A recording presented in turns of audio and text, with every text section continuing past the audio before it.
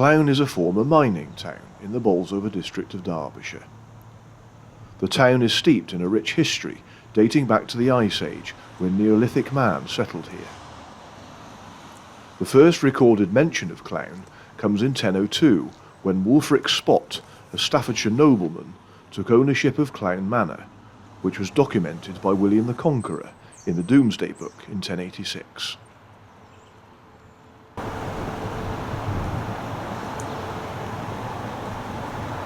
Good morning. It's Friday the 6th of January 2023 and today I'm in Clowne.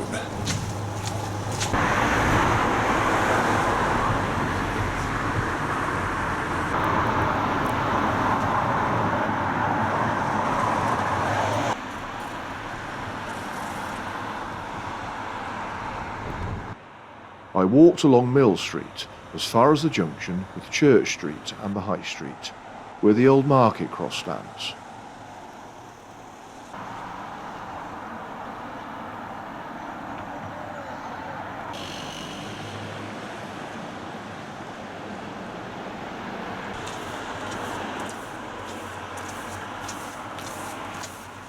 From here, I took a footpath between buildings, which soon emerged onto Ringer Lane.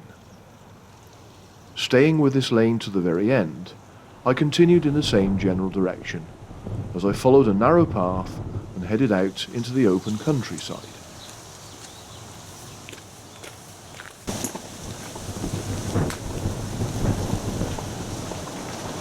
Well, I'm going to give my shout out now.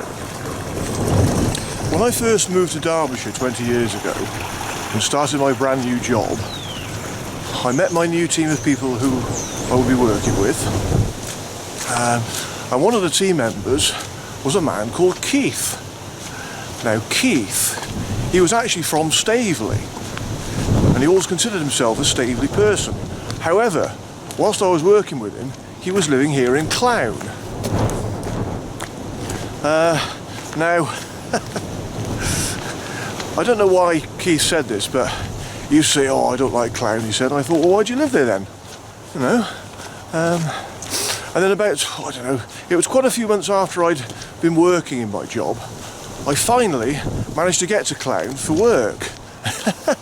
And I said to my colleagues, I said, "I'm going to Clowne for the first time, you know, my first visit to Clowne." And I got there and I thought, well, what's wrong with it? You know, Keith was saying, "Oh, it was a dump," he said. But people do say that about places they live in, don't they? I thought it was all right. Oh, flipping egg. So I came back to work one day after my visit to Clowne and I said to Keith, "I've been to Clowne," and I said it was all right. So, not a bad place at all, I said. And the thing that used to make me laugh about Keith as well, he regularly used to speak to another chap in another team on the phone, and this chap was called Roger, and Roger was actually from Sheffield. And Keith was like a stuck record. He used to say the same thing every time. So every time he used to ring Roger, he'd pick up the phone, and when Roger answered at the other end, Keith would say, "Staveley lad here, is that my favourite deedar?" he'd say. Oh, I don't know. But yeah, they were good days. I mean, I miss them really, because that was 20 years ago now. I've not worked with Keith for many years. He retired a long time ago, so... But anyway, a shout out to Keith. I hope you're keeping well, and it's been nice knowing you. All the best to you.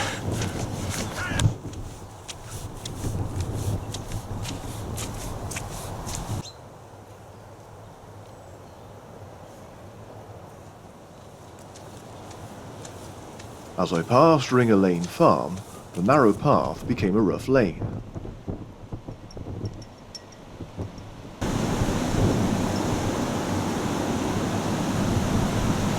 Today's walk then, which again I've plotted myself, was calculated about just under 8 miles. But it's a relatively flat walk today. I don't think there are any hills to climb, so should be a fairly easy walk. But I've not done this walk before. Again, I've never really done a walk around Clowne before, so it's really nice to sort of park the car in Clowne and get a new perspective of it by doing a walk. But yeah, again, like with many places in Derbyshire, I do visit Clowne a lot when I'm working in the area. I use the Tesco a lot there, so yeah, it's just weird how when you've been coming to places for so many years, I've said this before, you know them for what they are. You know, I always say that I know Derbyshire like the back of my hand now, which I do, but you know, when you do park your car and just walk around these areas, you do actually sort of forget that there's so much about it that you don't know. So I've never walked through here before, so that's really nice. I think it just shows that, you know, you can visit a place and think, oh, well, this looks nice or whatever, but you really need to just sort of stop sometimes and just walk around these places, because you see much more when you walk, to be fair.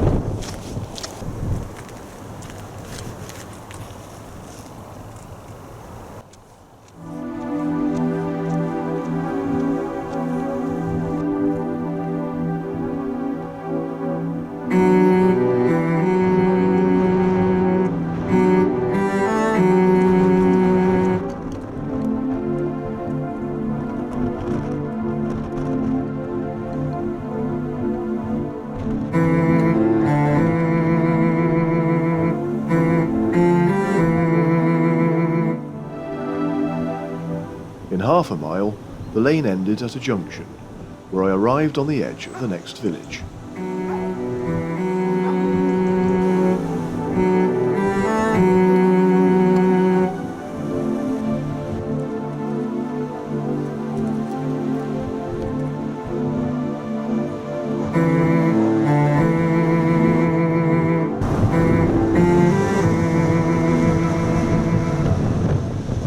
Elmton is a small village steeped in history.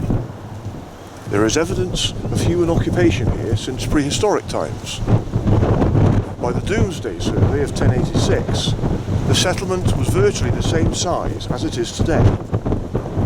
At that time, it was named Helmtune, after the elm trees that were once a major feature.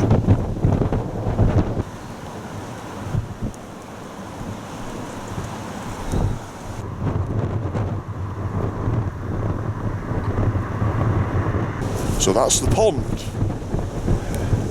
Yeah, no water left now. So that old hand pump across there that I just saw, that'll be the pump for this pond.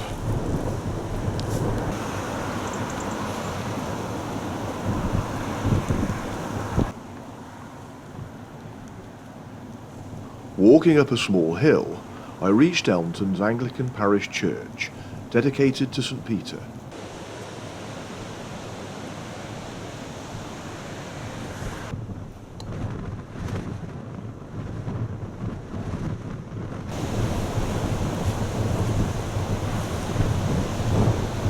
The church appears to be locked, so I can't go inside, sadly. Never mind.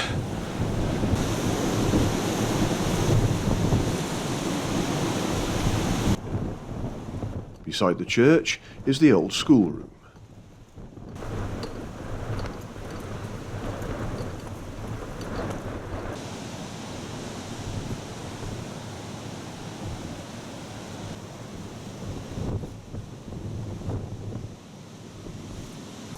I headed through the village to pass the Elm Tree pub, voted the best traditional pub in Derbyshire at the Derbyshire Food and Drinks Awards of 2011.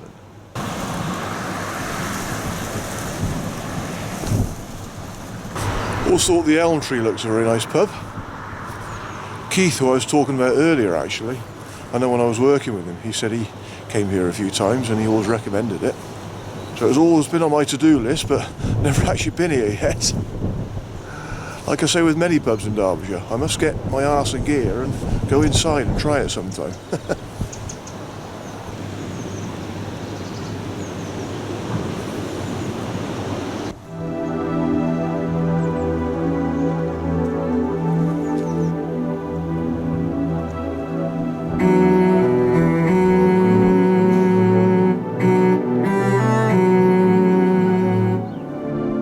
Beyond the pub, I came to the green, where there is a local pinfold.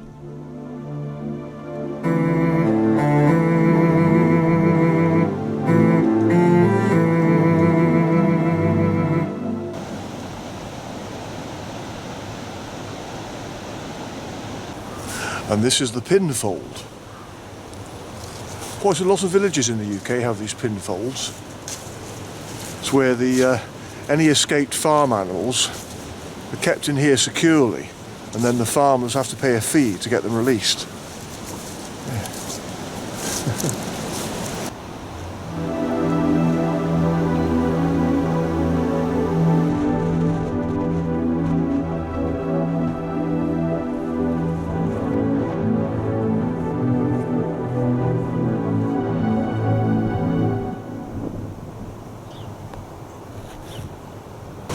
Well, I must say, I think Elmton is certainly one of Bolsover's prettiest villages. Yeah, lovely little place. Haven't been here for quite some time, actually. Okay, on towards the next village now then.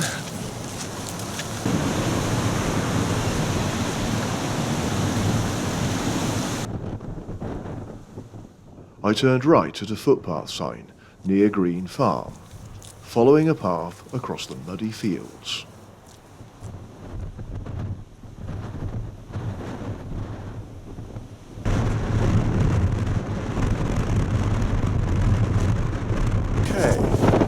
So this must be Frithwood Lane.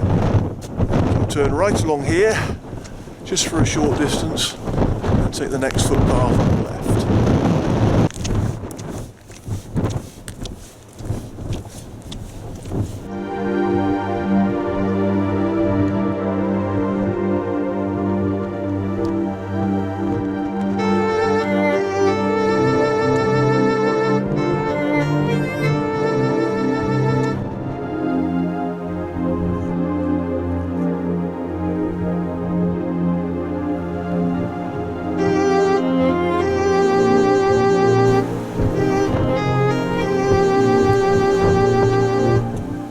Now climbing onto the embankment of another old disused railway.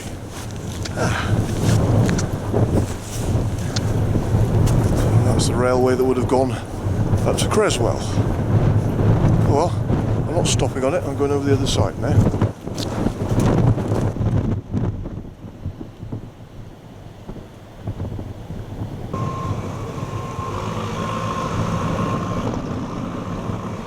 I've just skirted around the edge of a housing development. It's actually right on the public right of way, so it was fenced off. I've had to take a bit of a detour, so I've just followed where it's all been fenced off, and I'm back on track now. So I'm just on the edge of Creswell now, and this bit is called Model Village.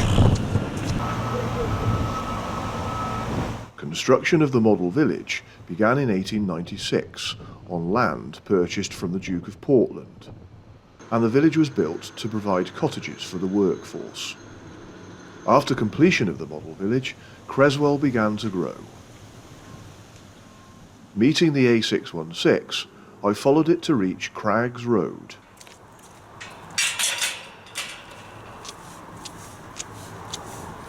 So I'm now approaching the section of today's walk that I'm probably looking forward to the most to seeing.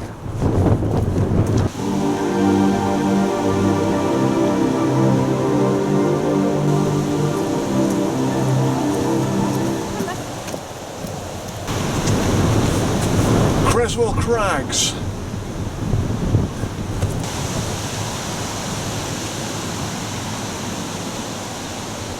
Dog hole. Part of a lynx's jaw. 9,500 years old. Found here 1978.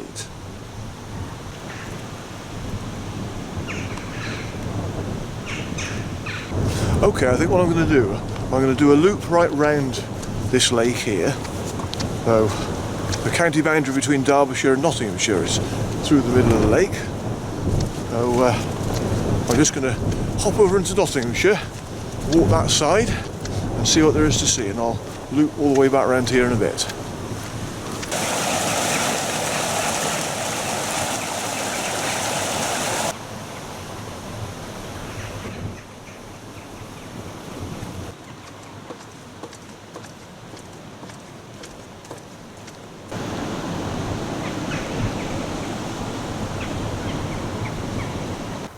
Church hole.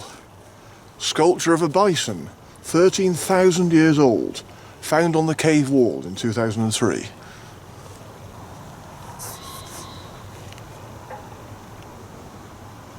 Creswell Crags is a limestone gorge honeycombed with caves and smaller crevices. Stone tools and remains of animals found in the caves by archaeologists provide evidence for a fascinating story of life during the last ice age, between 10,000 and 50,000 years ago.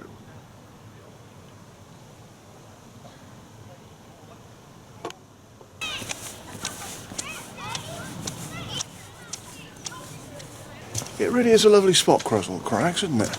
I mean, this is another spot I've rarely visited.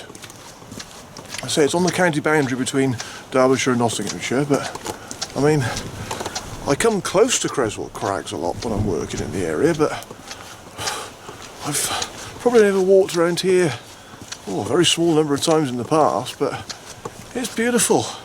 So I just thought today would be a nice chance to come and have a look. Not too busy, this is probably the busiest part of the walk today, but I think Creswell Crags is quite a tourist hotspot for this part of the county. Yeah. I'm going to stop and have my lunch in a bit anyway. My stomach is rumbling again.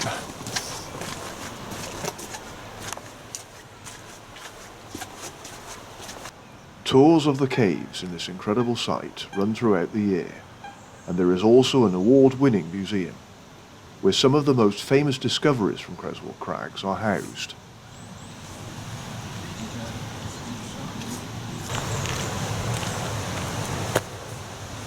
Right, I'm going to hop back into Derbyshire now.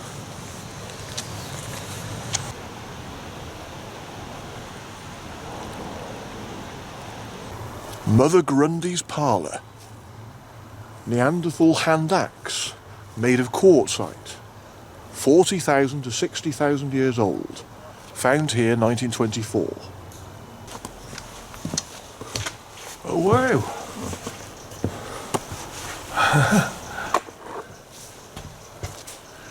Can just see some old relics there.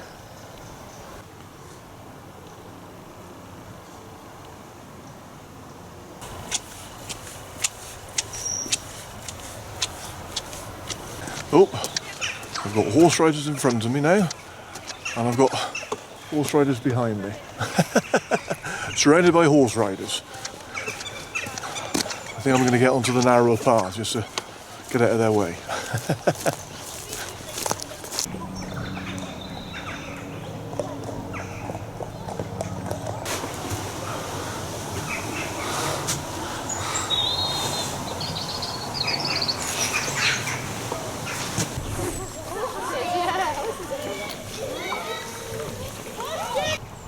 And we've got a Robin Hood cave.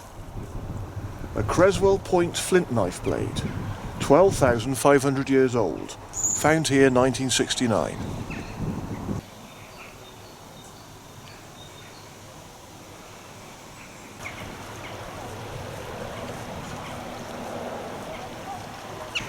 And this is the pinhole. Hyena skull, 30,000 years old, found in this cave about 1930.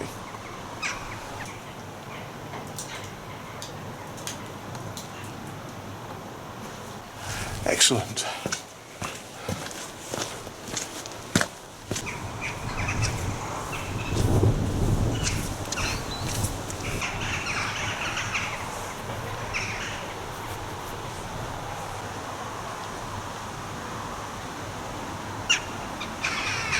Well, that's it then, Creswell Crags.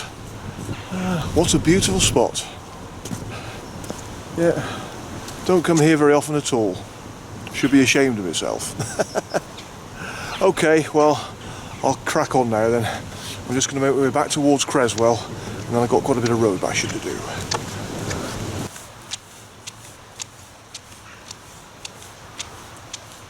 Retracing my steps to the A616, I followed it for over a mile, until I reached the Clowne Greenway.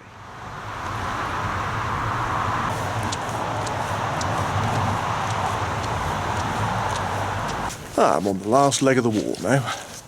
I've just got 1.5 miles to go. I've just got to follow the Clowne Greenway, which takes me directly back into Clowne.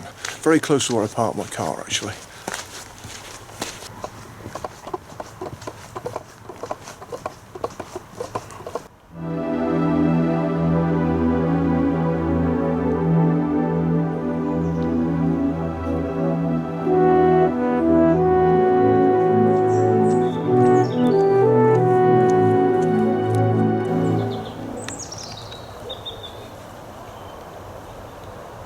Well, that's it. I'm nearly at the end of my walk now. Just a short stretch down there and I'll be back in Clowne Town Centre where my car's parked.